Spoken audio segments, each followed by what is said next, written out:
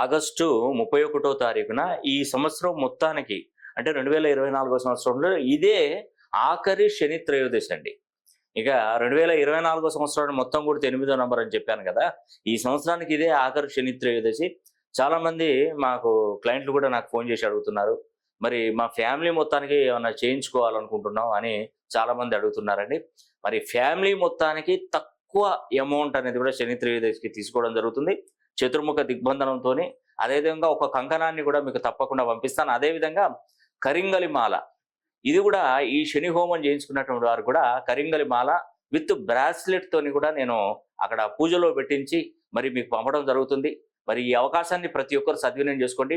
Family కుటుంబ సభ్యులు అందరూ కూడా తీసుకోండి. ఎందుకంటే ఆగస్టు 31వ తారీఖున శని త్రయోదశి, ఇదిగా చివరి శని త్రయోదశి ఈ సంవత్సరానికి.